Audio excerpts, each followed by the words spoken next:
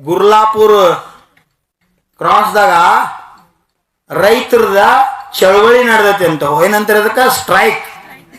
ನಾವ್ ಹೆಂಗ್ ಬದ್ರಿಗೆ ಸಲುವಾಗಿ ಮಾಡಿದೀವಿ ಹಂಗ ಸ್ಟ್ರೈಕ್ ನಡೆದ. ಇವತ್ತು 4ನೇ ದಿನ, 3-4 ದಿವಸ ಆತತ್. ಇನ್ನಾದ್ರೂ ಏನೋ ಸಪೋರ್ಟ್ ಸಿಗ್ಬಾತ್ ಅವ್ರಿಗೆ ಅಂತ ವಿಚಾರ ಮಾಡ್ರಿ. ಇದು ಬಹಳ ದೊಡ್ಡ ದುರ್ಭಾಗ್ಯ ಅಂತನ್ನ. ಯಾವ ದೇಶದ ಬೆನ್ನೆಲುಬು ನಾವು ರೈತರ ಅಂತ ಕರಿತೀವಿ, ಹಿಂದೆ ಕೊರೋನಾ ಕಾಲದಾಗ ಎಲ್ಲ ಬಂದು ಬಿದ್ದು, ಸಾಲಿ ಕಾಲೇಜ ಎಲ್ಲ A to Z. ಕರೆ ಜಗತ್ನಾಗ ಅನ್ನದಾತರ ಸ್ಟ್ರೈಕ್ ಮಾಡಿ ಅನ್ನನ ಬಿತ್ತುದು ಬಂದ್ ಮಾಡ್ರಿ ಅಂದ್ರ ಜಗತ್ನಾಗ ಯಾರು ಬದುಕಕ್ಕೆ ಸಾಧ್ಯತೆನು? ಅದಕ್ಕೆ ಯಾವ ದೇಶದಾಗ ರೈತರಿಗೆ ಉಳಿಗಾಲಿಲ್ಲ, ಯಾವ ದೇಶದಾಗ ಯಾವ ನಾಡಿನಾಗ ರೈತರಿಗೆ ರಕ್ಷಣೆ ಇಲ್ಲ,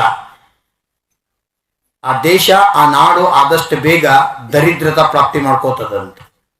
ನಮ್ಮ ರಾಜ್ಯ ನಮ್ಮ ದೇಶ ಶ್ರೀಮಂತ ಆಗಿರ್ಬೇಕಂದ್ರ ನಮ್ಮ ರಾಜ್ಯದೊಳಗ ದೇಶದೊಳಗ ರೈತರು ಮೊದಲು ಸಬಲರಾಗಬೇಕು, ಅವರು ಶ್ರೀಮಂತರಾಗಬೇಕು, ಅವರಿಗೆ ನಾವು ಹೆಚ್ಚಿನ ಆದ್ಯತೆ ಕೊಡಬೇಕು. ಅವರು ಸಬಲರಾದ್ರಂದ್ರ ಇಡೀ ದೇಶ ಸಬಲ ಆಗ್ತದ, ಇಡೀ ರಾಷ್ಟ್ರ ಸಬಲ ಆಗ್ತದ. ಯಾರಿಗೆ ರೈತರ ಅವಶ್ಯಕತೆ ಇಲ್ಲಪ್ಪ ಹೇಳ್ರಿ. ಅದಕ್ಕ ಅವ್ರು ಕೇಳೋದು ದೊಡ್ಡದಲ್ಲ, ಅವ್ರು ಕೇಳೋಕ್ಕಿಂತ ಮೊದಲು ನಾವು ಕೊಡಬೇಕು. ಮಹಾರಾಷ್ಟ್ರದಾಗ ಇವತ್ತು ಚಾಲು ಐತೆ 3450 $3,450 ರೂಪಾಯಿ ಒಂದು ಟನ್ನಕ್ಕೆ ಬಿಲ್ ಕೊಡ್ತಾರಂತ ಮಹಾರಾಷ್ಟ್ರ. ಅದು ಭಾರತದಾಗನ. ನಮ್ಮಲ್ಲಿ ಯಾಕೆ ಸಾಧ್ಯ ಇಲ್ಲ? ನಾವು ಮನಸ್ಸು ಮಾಡ್ಬೇಕು. ರೈತರು ಸುಖಿ ಆಗಿದ್ರಂದ್ರ ಇಡೀ ರಾಜ್ಯ ಸುಖಿ ಆಗಿರ್ತದ. ರೈತರು ಸುಖಿ ಆಗಿದ್ರೆ ನಮ್ಮ ಸೈನಿಕರು ಸುಖಿ ಆಗಿರ್ತಾರ. ನಮ್ಮ ಸೈನಿಕರು ಸುಖಿ ಆಗಿದ್ರೆ ಇಡೀ ಅಖಂಡ ಭಾರತ ಸುಖಿ ಆಗಿರ್ತದ. ಸಾಧು ಸಂತರು ಸುಖಿ ಆಗಿರ್ತಾರ. ಇಡೀ ಭಾರತ ನಕ್ಕು ನಡೀತದೆ.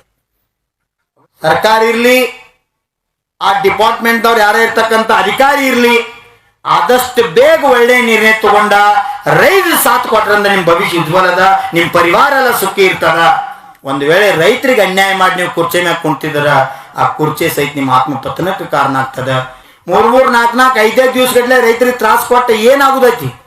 ಏನಿಲ್ಲಪ್ಪ, ನೀವೇನೇ ನಿಮ್ದ ಕೇಳಾಕೈತ್ರಿ, ನೀವು ಕಷ್ಟಪಟ್ಟು ದುಡ್ದರಿ, ಅದಕ್ಕೆ ಬೆಲೆ ಕೇಳಾಕೈತ್ರಿ, ಕೊಡ್ತೀವಿ. ನಾವು ಬದುಕಬೇಕು, ನೀವು ಬದುಕಬೇಕು, ಇಡೀ ಜಗತ್ತು ಬದುಕಬೇಕ, ರೈತರು ಬೇಕು. ರೈತನೇ ರಾಷ್ಟ್ರದ ಬೆನ್ನೆಲುಬು. ಹೇಳಕ್ ಕಷ್ಟ ಅಲ್ಲ, ಅದಕ್ಕೆ ನಾ ಬರ್ದೇನೆ, ರೈತನೇ ಜಗದೀಶ. ಜಗಕ್ಕ ಬದುಕಬೇಕಾದ್ರೆ ಅನ್ನ ಬೇಕು. ಅನ್ನ ಕೊಡ್ತಕ್ಕಂಥ ಅನ್ನದಾತ ರೈತ ಅದಾನ. ಆ ರೈತ ಸುಖಿಯಾಗಿರ್ಬೇಕು.